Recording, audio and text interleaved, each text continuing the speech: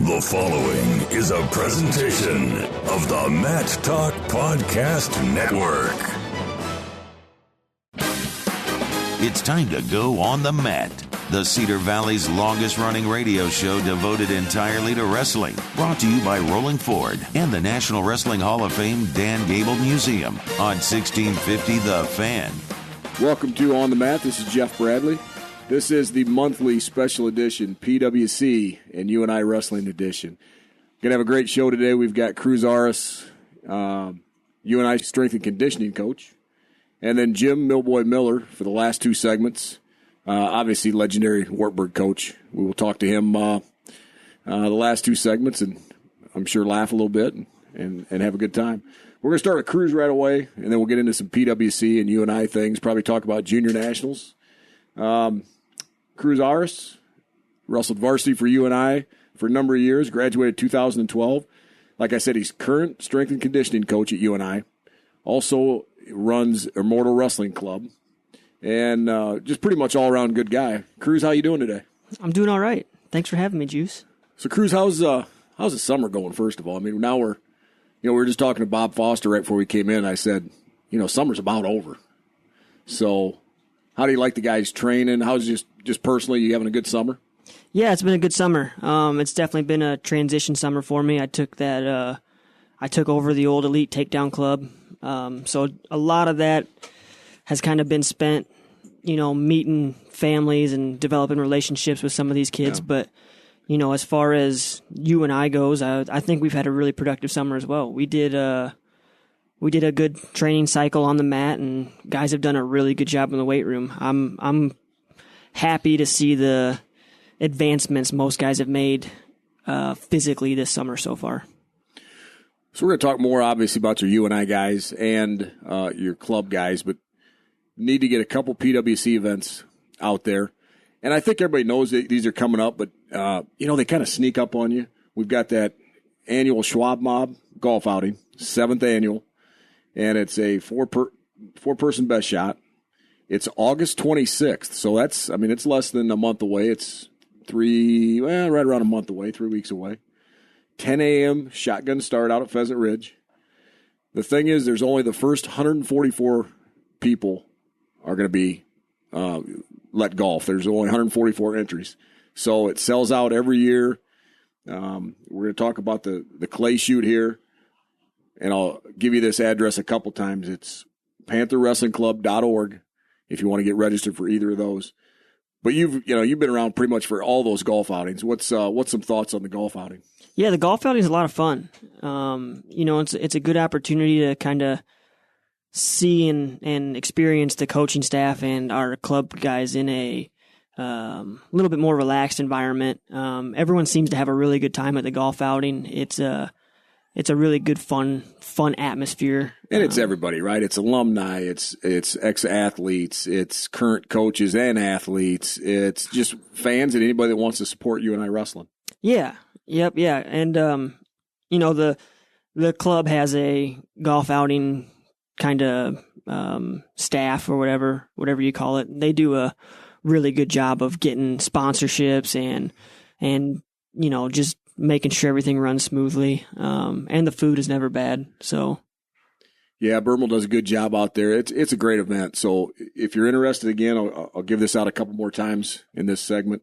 PantherWrestlingClub.org to get registered for either the golf or the clay shoot. So the clay shoot is Sunday, September 24th.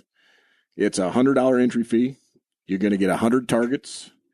You get dinner, and there's awards. And it's an 11:30 shotgun start, which always makes me laugh because it's, clay shoot.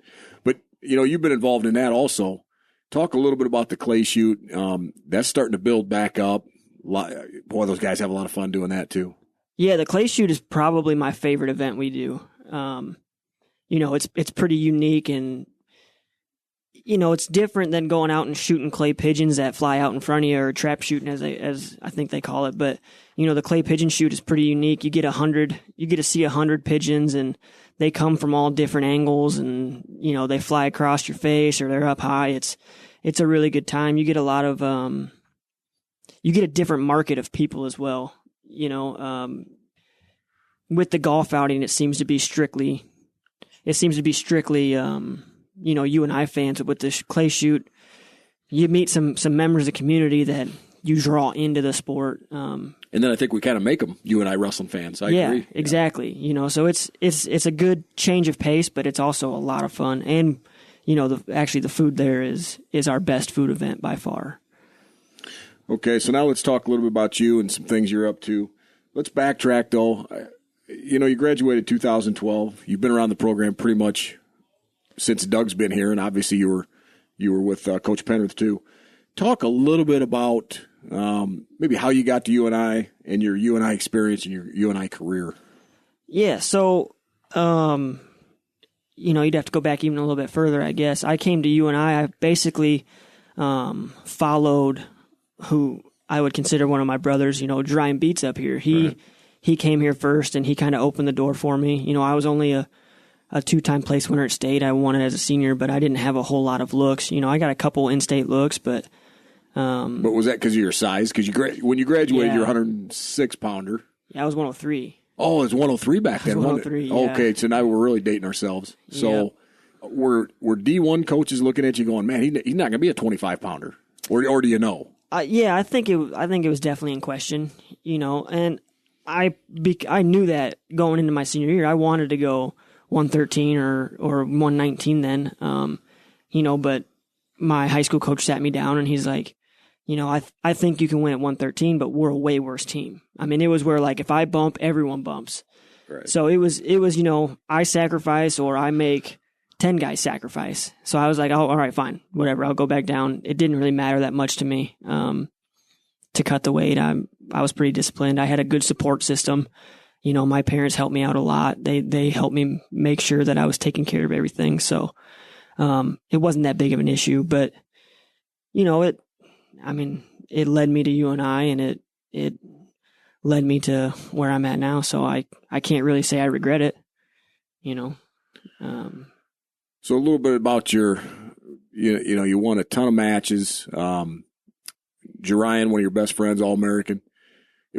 Obviously no regrets because it led you to where you're at. Do you look back and go, man, I could have done this better if I'd have known this at that time? And now is that helping you coach other guys to sidestep those issues? Oh, 100%. I think the if I had any regrets, it would be not listening to myself more. There were things I questioned and I just I never went and got the answer that I was looking for until, I kind of stepped away and I was like, man, I can figure some of these things out on my own. Or just because it works for this guy doesn't mean it was going to work for me. Right.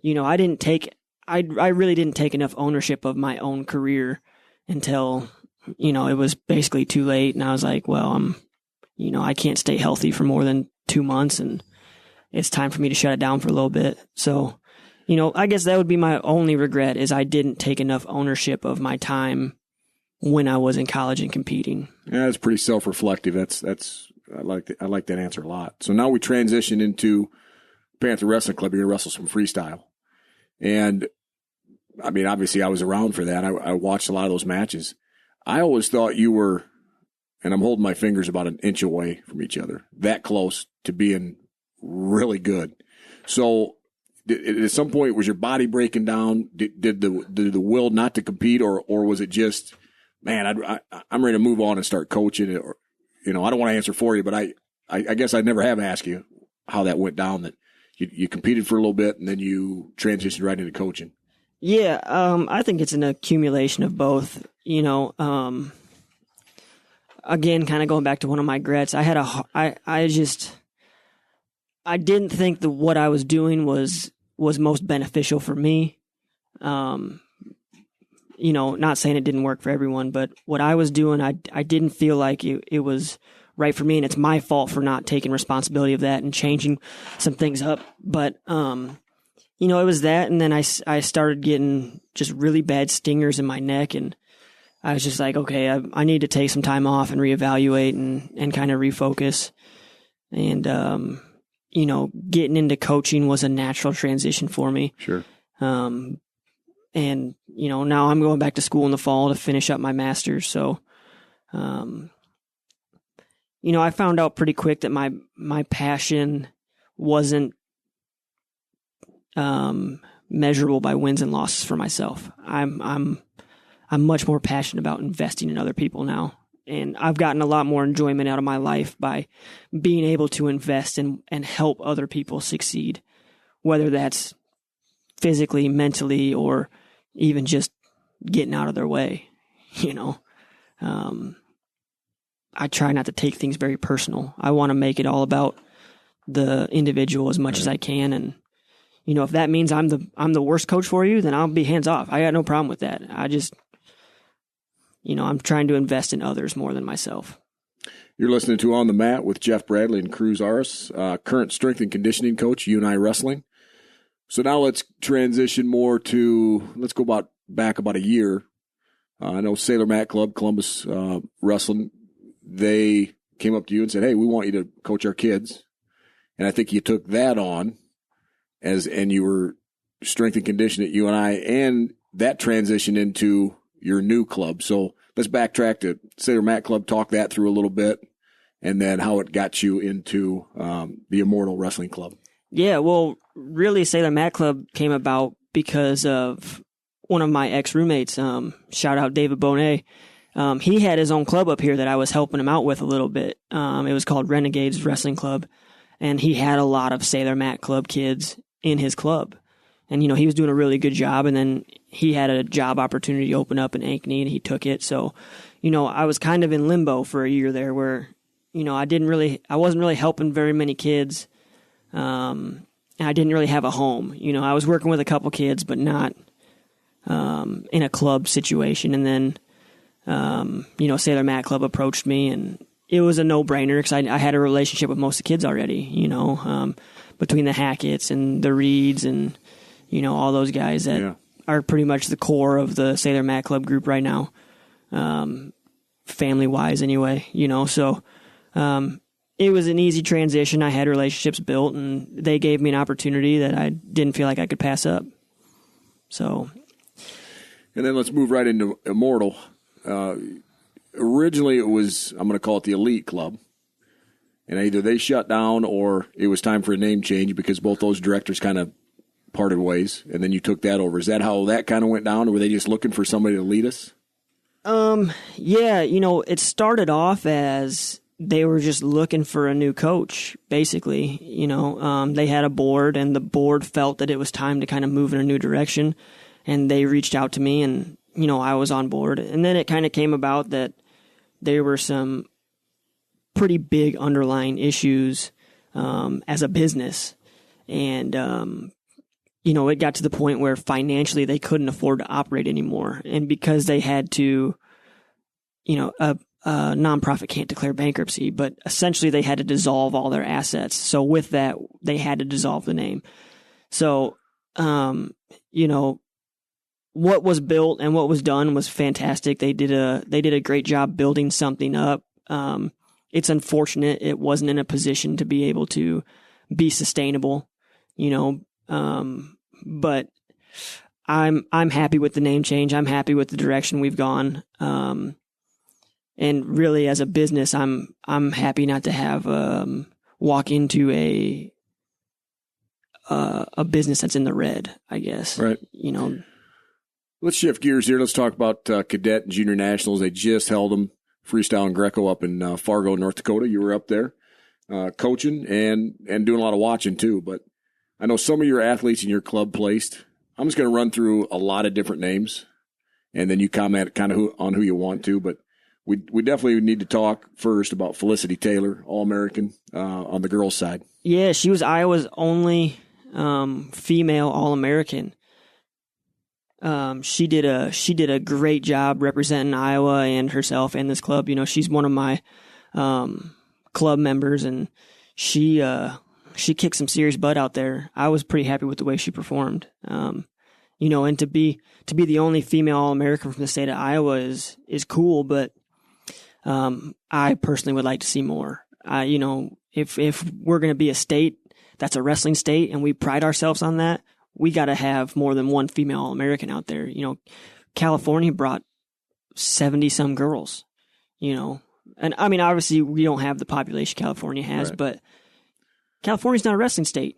We are. You know, we need more females involved in this sport. It's part of the future of this sport, and I'm 100% in. So kudos to her, but I want her to have teammates that are standing on that award stand with her. So we'll move to the boys. Cadet, well, let's go junior Greco. Alex Thompson, he wins the national championship. Spencer Turney, 7th. Caleb Reeves, 8th. Any comments on those guys in the Greco side? Yeah, you know, those guys did a good job.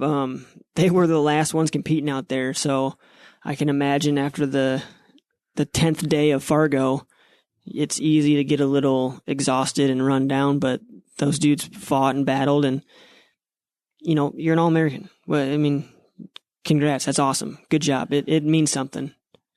Now, the cadet freestyle, as a team, got 6th. The juniors got 3rd as a team, which when you're going up against Minnesota, Illinois, Ohio, Pennsylvania, California, that's a pretty good team for Iowa.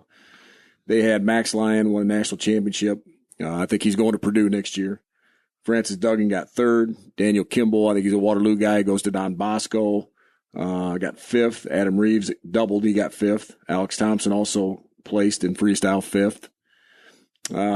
Tyrell Gordon from Waterloo East, he got 5th or 6th. It was 5th. Michael Millage from New Hampton got 6th. So Shapiro got 7th. I mean, that's a great showing. Just have a couple minutes left. Do you have comments on those guys? Yeah, it's a really good showing. You know, it was awesome. It might be one of our highest finishes to date. We had 9 All-Americans. You know, and this is the coach in me. You know, I'm looking at, we had 13 kids on the backside wrestling the round of 12, and we only got 3 of them through to All-American. So it could have been so much better. So, it could have been so much better. And I'm not taking anything away from these guys, but, you know, I look at it like we could have doubled what we had for All-Americans, you know, so we got to do something to make sure we're getting more than 3 of those 13 kids through as a state, you know. But overall, I thought the coaching staff and the kids did a phenomenal job, and I'm proud to kind of be a part of the direction Iowa USA Wrestling is headed right now. Cruz, we got just less than a minute left. Let's talk. There's 4 or 5 rule changes. I just want to talk about one. And I think it's based toward the sauna usage, where I think if you get caught in a sauna during the season, it sounds like to me you're going to get 8 meets, suspension the second time it's a year. Do you have any take on that? I mean, I know my take on it. I don't like that a bit because I think it's a great tool for recovery, but what do you think? I think there's been rules against it. There's been rules against it since we started. You know, I don't think it changes much anyway. There's only going to be a couple coaches that even probably try and take advantage of it anyway. So I don't think a rule like that does nothing to change anything to me. I just, if someone's going to use them, they're going to use them. Most kids aren't using them to cut weight anyway. That's what a 1 hour weigh-in is for, you know. Totally agree. Well, thanks, Cruz. I really appreciate your insight. And you're listening on the mat. We'll be back with Jim Miller. 24 hours a day, 7 days a week. When all you want is sports, all you need is 1650 The Fan.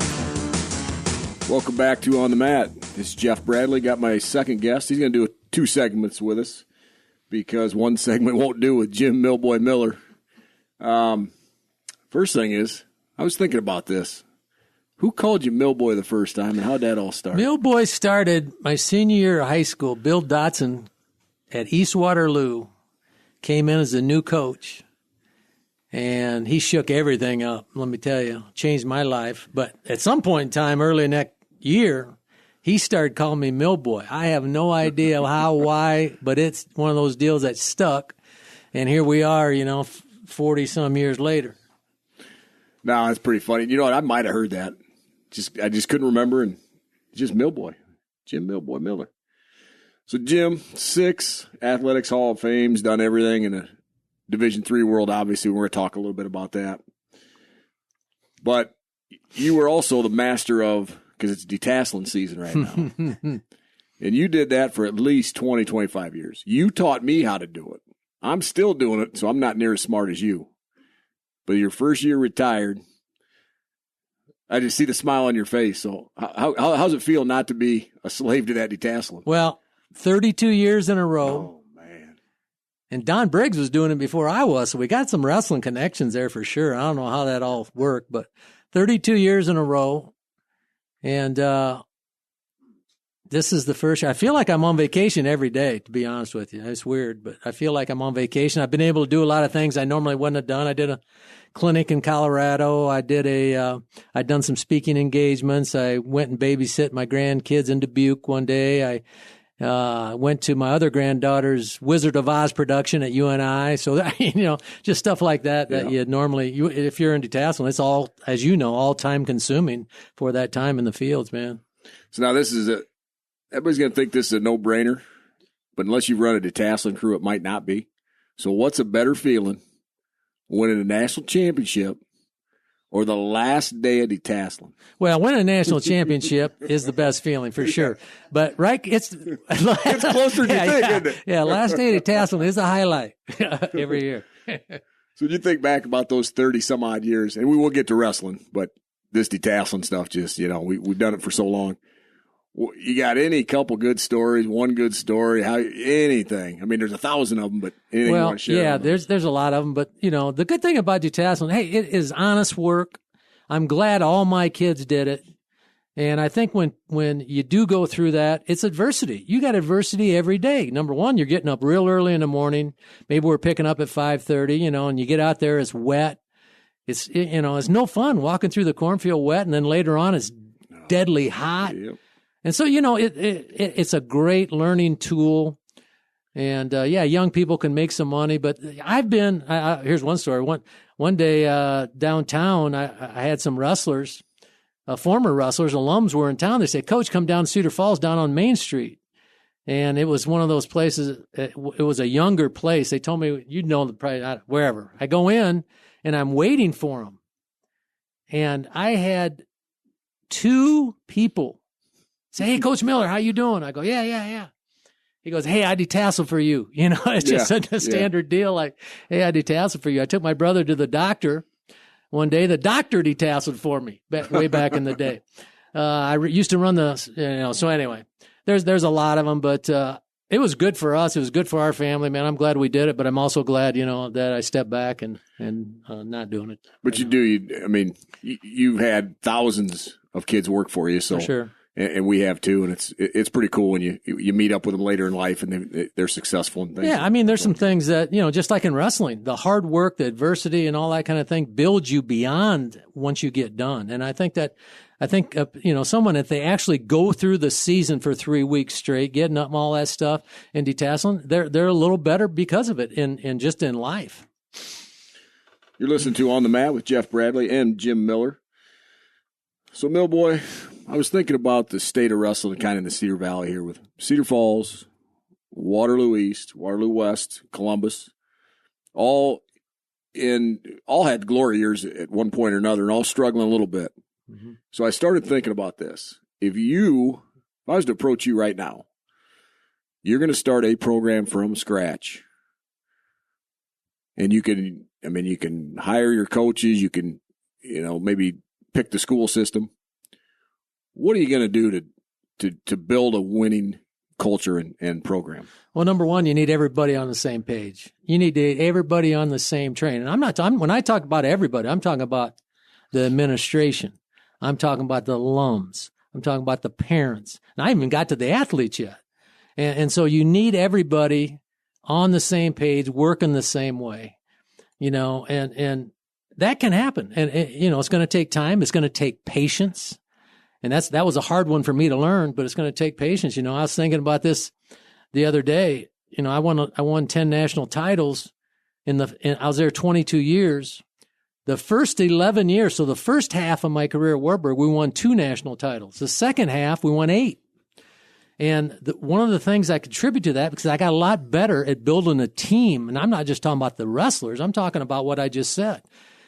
I'm talking about the secretary, the maintenance people. Those people were taking roadblocks out of our way. Sometimes I didn't even know we had a roadblock. I had the secretary say, "Hey, coach, I picked up your van keys," because I was, I'd forget them too many times. I'd have the athletic trainer, somebody got banged up. "Hey, coach, I already treated him. I'm going to treat him tomorrow. Tomorrow's Sunday." A guy comes in on his own. He's, they all felt the maintenance people would do our mats during break because they're the student we had doing the mats.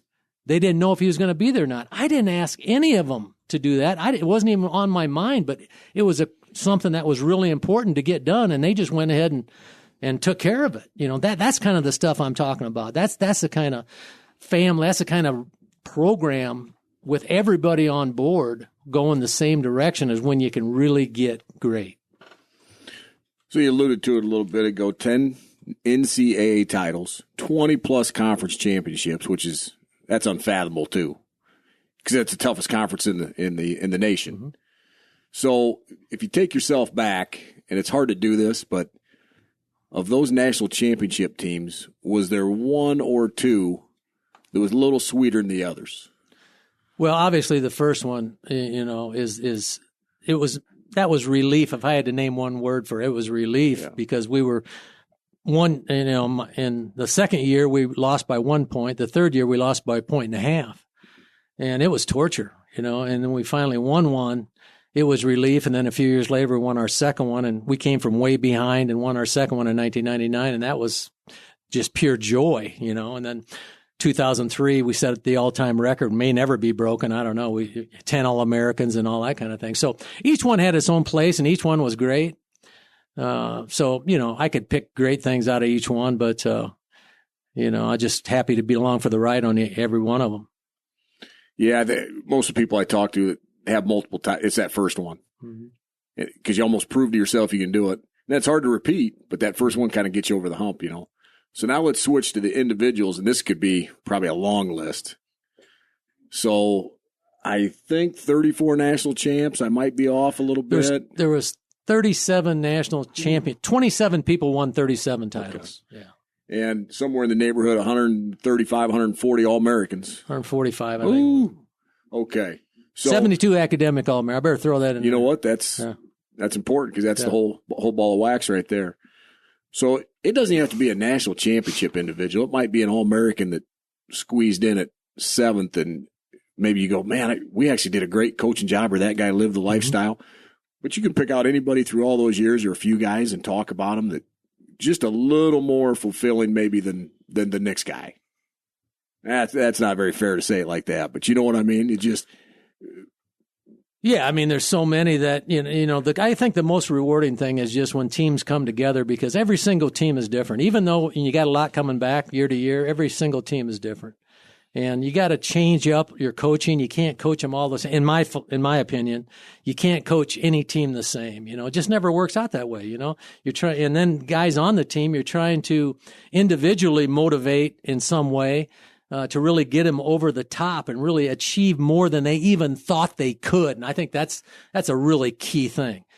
Having someone achieve more walking out than they thought they could walking in. And that was some of the biggest joys for me to see that happen. Well, I'll pick out one for you. Your own son, TJ. He was a good high school wrestler. I don't think he was phenomenal, but on the other hand, he had a lot of upside. Pretty athletic. Went up to Wartburg and finally won that title his senior year, which I'm sure in your mind you're thinking, I know you can do it. Now you've got to believe. Or how did that work with TJ that senior? I know he worked with Ortner a lot, but that had to be fulfilling right there. Yeah, if I had to pick out one moment of time, that was probably the highest moment. That was probably the highest. I mean, I'm just talking about one moment in time. But there's so many, but there's so many stories that you love to talk about for each different kid. But, he was a unique story because he was 4th and 6th in state. He was probably the third, fourth best team on his high school team, but he did have a lot of upside. Number one, he was growing. He was a 171-pounder, but you could tell he was going to get a lot bigger, and he was good on top. And man, as a coach, college coach, as you know, you love it when you got someone that's really good on top. And so, when he came up, I actually took him to a couple places to look at schools. other schools, not Wartburg, and just to see if he'd be interested in all that. And after the second one, I think he said, "Hey, I want to go to Wartburg." So okay, and we had some great athletes in the upper weights at that time, Keem Carter and some of these guys that, it was going to be tough to make the team, but, he got, you know how that is. Sometimes you get knocked down. Are you going to get back up? And he's one of those guys, kept getting back up and made improvements and then, 3-time All-American NCAA champion. So it's a good story. So then he goes down to Louisiana, wins a bunch of titles. Now he's back. He's coaching at Loras and doing a good job. Was he coach of the year this year for that conference? He was coach of the year, but he I'm proud of TJ. The guy's living his dream, doing what he wants. He's uplifting that program. He's uplifting a bunch of kids. He's helping a bunch of kids, which then will have those kids go out and help other kids, So it's great for the sport of wrestling when that happens. And obviously he's not the only one. We got a lot of guys out there that are coaching, doing some of the same things. So it's cool. And you see Loras coming up on the landscape. I think a couple of those other conference teams are getting a little better too. Last thing on TJ, great hire last year when he hired Trevor Kittleson. I've got to throw Trevor in there because ex-UNI guy, good coach, good man. Your comments on Trevor? Oh, dude, guy's ball of energy and driven. So it's good. I think that's a good comment. Anytime. You never know when you're trying to hire an assistant coach what it's going to look like or who it's going to be and what kind of things are you looking for. But, I think he was he obviously was a good hire, and I think they're a good pair. So we're listening to Jim Miller and this is Jeff Bradley on the mat. Let's go back a few years. Do you remember when Division II champs, Division III champs could wrestle Division I? Oh, yeah, I got to do that. So, yes. Yeah, I remember vividly. And then they did away with that. And I know probably with all the scheduling, I don't know what the excuse would be. Do you want to see that come back? Yes, I would love to see it come back. I don't think it ever will, but I would love to see it come back. And it was just a great experience. And I'm biased because when I was at Northern Iowa at that time, we were Division II, but Division II is a different animal. I'm telling you, we had. In 1973, my sophomore year, there was Clarion State had 3 NCAA Division I champs. Back then, they took the top 3 in Division II. I got 4th place, so I got beat by this guy named Don Roan from Clarion State. He beat me for 3rd. 2 weeks later, he wins Division I. That Wade Shallis was on that team. We had those Bakersfield teams. Yeah. Come on. It was Cal Poly. It was just a whole different scenario. So anyway, but it was a great, I loved it that I got to go to experience that, and Division II really did well in those years. And then, but I can understand the other part that Division I doesn't, they didn't want to give up those spots to Division II or III. And but I tell you what, at Wartburg, I'd have had a blast taking, a Hinchberger or Byron Tate, some of those guys to just see what they could do. I think that would generate a ton more interest. Not that the Division I tournament needs any more interest because it's off the chart and you can't get a ticket. But I think that'd be great for the sport because you can still attain that ultimate goal no matter where you go to school at. Mm-hmm. It'd be phenomenal. So we got about 3 minutes left in this segment. I know we've talked a lot about how UNI was instrumental in your life, and I want to talk about that in a second. But I want to go back even farther and go. Growing up in Waterloo, East High, some of the coaches, some of the influences you had, how'd that develop you as a man and prepare you? Well, back then, in Waterloo, wrestling was on the front page of the Waterloo Courier. Russ Smith put, the East-West meet, you had each picture of each weight of the guys on the front page of the Courier. And I can remember walking into West Waterloo gym my sophomore year. I was on JV, and it was 3/4 full for the JV meet when we walked out. And that was one of the most intimidating places I had ever wrestled. And obviously the place was full by the time the varsity started. So there was some great influence during that time. And, later on, Bill Dotson, like I said, was a big influence. But later on for me, after I got done, Bob Siddons was a big influence for me. Shoot, I'd go over there, he'd invite us over to West High while I was a college athlete. And he sat down with me when I was at Charles City. We were competitors. We were in the same district. And Bob Siddons sat down with me and helped me all the way through, even though we were competing. He said something to me that stuck. He said, Jim, we compete maybe just a couple hours a year. And there's a whole lot of other things we can, be friends about and help each other. And Bob Darrah was the same way. So that's kind of where I got that, helping other people and so forth. But Waterloo is a gold mine, and I hope we're clawing our way back toward success in our programs. So let's go with Siddons a little bit, and I'm not so sure he's the guy, but he could be the guy.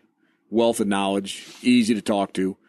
So when you were coaching, assistant at UNI, head coach at Wartburg, who would you bounce ideas off or talk to, or anybody mentor you, or you so far along you were talking to peers? Well, I think that's a good point, because number one, when I speak now, one question I ask the group is, who's your coaches? Who's your coaches? I have a financial coach, got a spiritual coach, got other a guy named Jerry Rowling was a big coach for me. Here's a successful car dealer. And he had some great vision and great ideas dealing with people and so forth that helped me when I was coaching.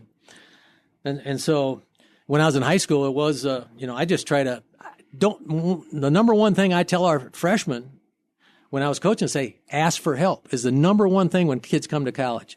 Ask for help. Don't be afraid to ask for help. And that might be having something to do with, hey, I got a roommate that I don't like, or I'm really struggling in this class, or I had a fight with my girlfriend. Who knows what it is? But I think that can solve a lot of problems, right away.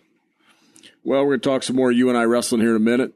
I want to get your take on, we got a break coming up here very shortly, but I'm going to get your take on how UNI developed you as a man and as a coach. And we'll be right back after the break with Jim Millboy Miller. Log on and listen online at 1650thefan.com, the online home of 1650 The Fan. Welcome back to On the Mat. This is Jeff Bradley with my guest for the second segment, Jim Millboy Miller, legendary coach of Wartburg Wrestling.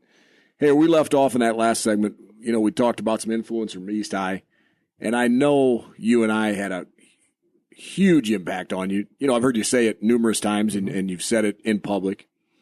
Expand on that a little bit, how that kind of prepared you as a man and as a coach, and it has pushed you through to this point of your life.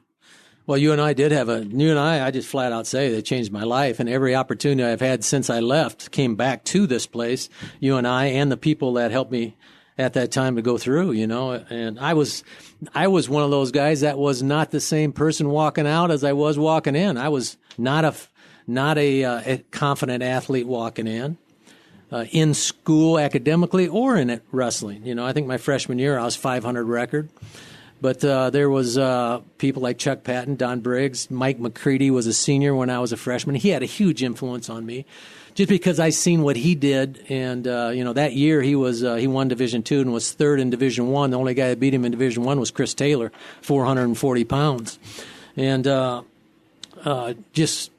being around those guys raised my level and thought process. And a guy like Ken Snyder, who was a teammate of mine, we were the same age. Our sophomore year, Chuck Patton made us captains of the team as sophomores. And so it really kind of gave me some confidence and some leadership.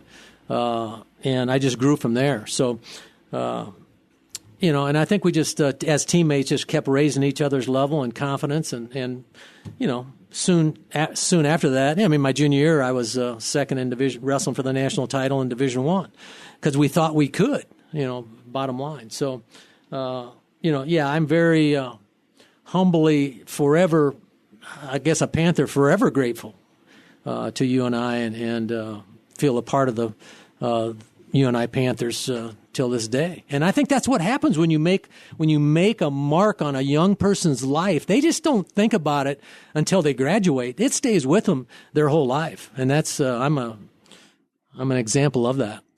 Well, I know you had a bunch of coaches. I don't really say older folks, but not of your age group, that had a huge impact on you.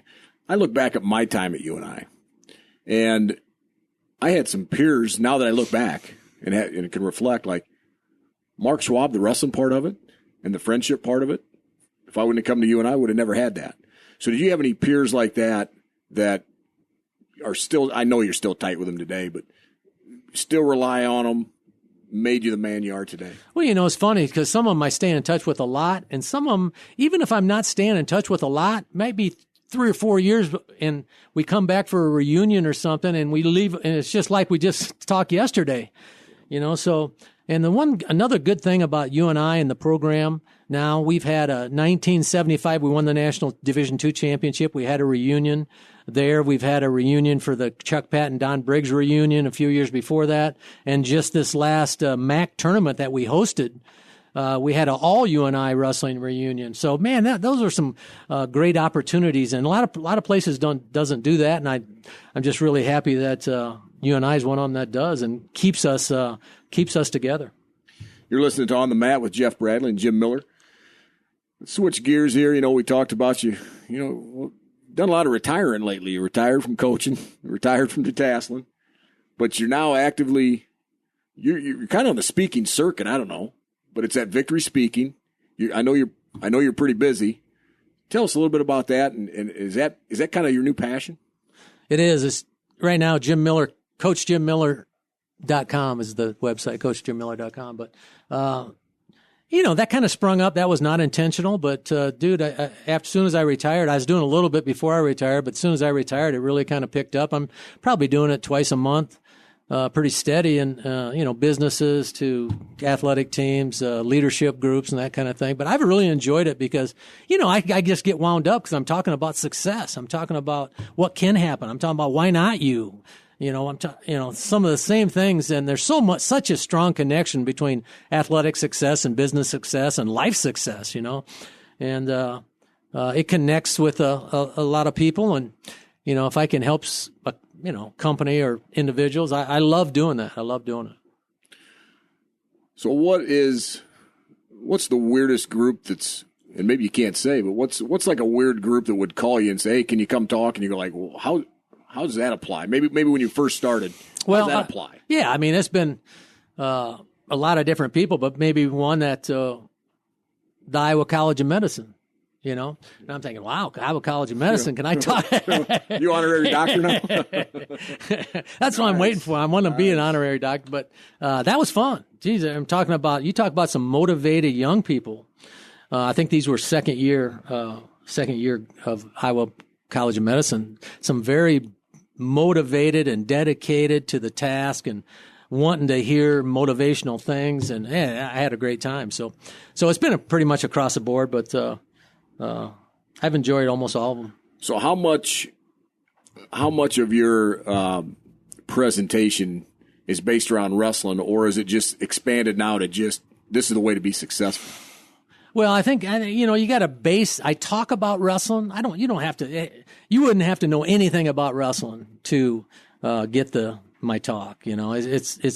I talk about wrestling. I talk about the Wartburg story. We weren't very good when I got there. And how'd that happen? The culture of, all of a sudden it's how you think has a lot to do with how you perform and whatever you're chasing. And just like in coaching, when I talk to coaches, they want to know, here's a typical, hey, did you have a special way you taught technique, or what kind of strength training program did you have, and all that kind of thing. And don't get me wrong, all that's important. But the most important thing is when your athlete comes to the conclusion that I can do this. That's the game changer right there. And how much time are you spending as a coach helping your athletes help them get to the point where they are realizing I can do this, and because that leads to I'm going to do this, and so forth. And so, we talk about the mind is 80, 90%. I don't know what it is, but it's very significant. But there's a lot of coaches out there not spending much time at that, helping their athletes think at a higher level. So you're going to talk to the UNI coaches, all of them here coming up shortly. Is that where you're going to drive home, or is there more facets?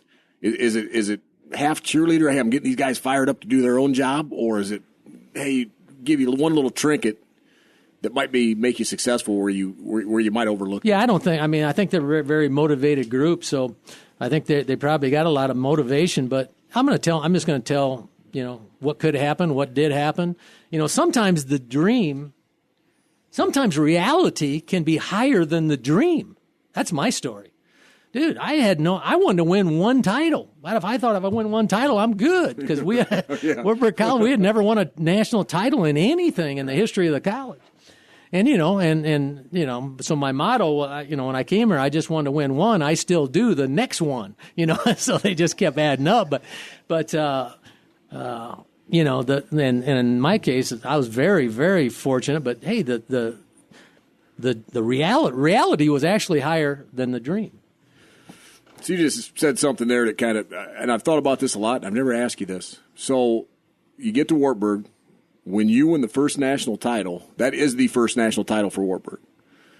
Okay, so now let's fast forward. They're winning stuff right and left now. Conference titles, some national titles. They're in the mix almost in every sport. Can you look back and say that you think you had a piece of that, maybe mentoring other coaches, or is it just the culture with you and the president and the AD? You could almost track it back to the time that you won that first national title where Wartburg sports just started taking off.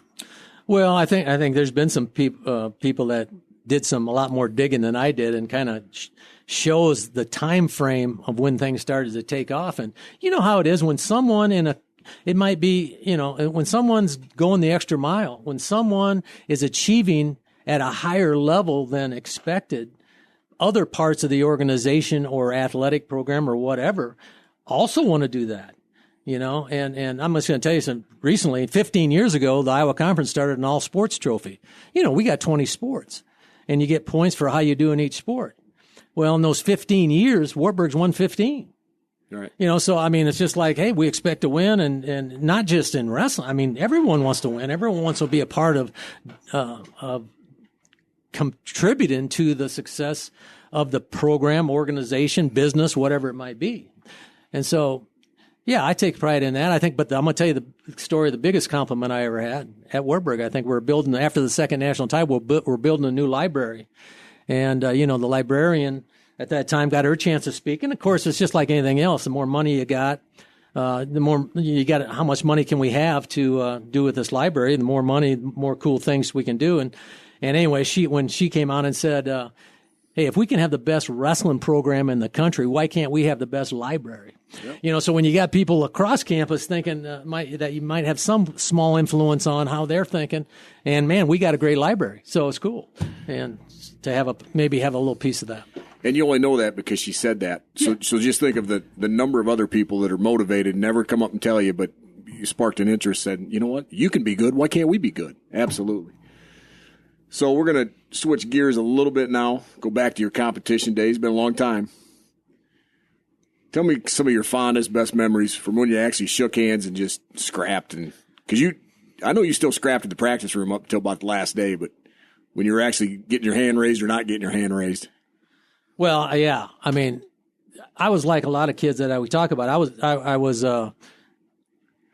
I had a fear of fatigue growing up. As I went, and when I knocked the door down and quit worrying about that, that's when I took off. And dude, we talk about that kind of stuff all the time. When I say raise a level of how you think, that's a big part of it, and if you can't be, the wrestlers that achieve to the highest level are guys that they don't care. Matter of fact, they're hoping to hurry up and get tired because they know they do better when they're tired, because the other guy might not, And so, but that becomes a culture in your room when you just get, when it's time to scrap in the room and you just throw down and go and have no worries about, I don't care if I'm tired or not. And I said this a number of times, but, I coached 37 years. I never had to call an ambulance because somebody was too tired, right.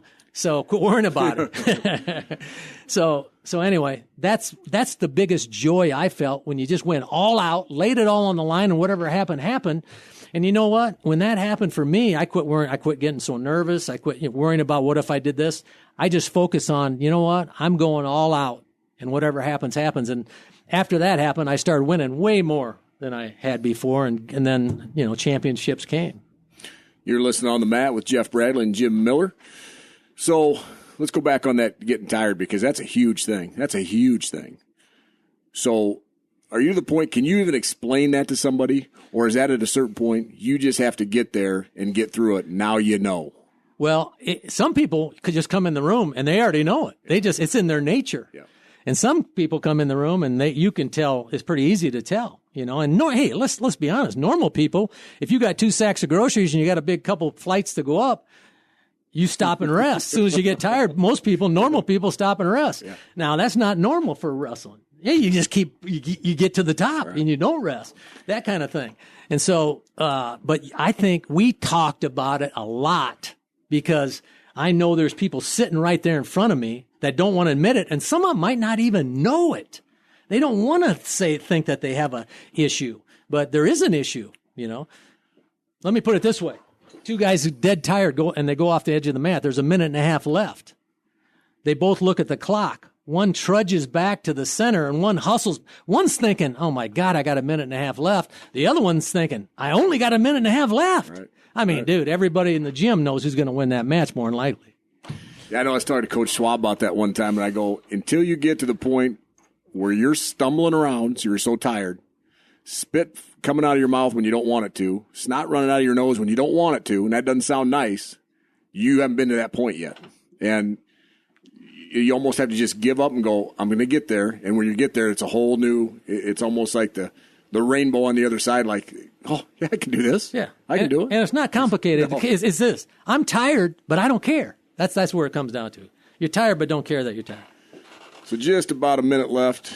I had some names on here I wanted you to talk about. We're not going to have enough time to talk about all of them, but I know one of your best supporters up at Wartburg, Joe Breitbach. Talk about him a little bit. Yeah, everybody wants a Joe Breitbach. I'm telling you, and very few people got a Joe Breitbach. I'm talking about Division I programs or whatever, because this guy is always thinking. He's a fundraising guy. He loves it, and it's hard for a coach to be a good fundraising guy. It's hard to ask for your own program sometimes.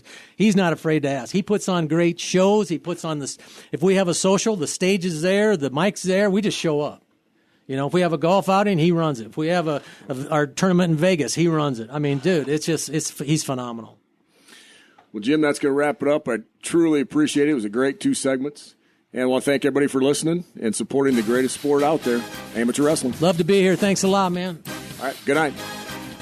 You've been listening to On the Mat, the Cedar Valley's longest-running radio show devoted entirely to wrestling. Brought to you by Rolling Ford and the National Wrestling Hall of Fame Dan Gable Museum on 1650 The Fan.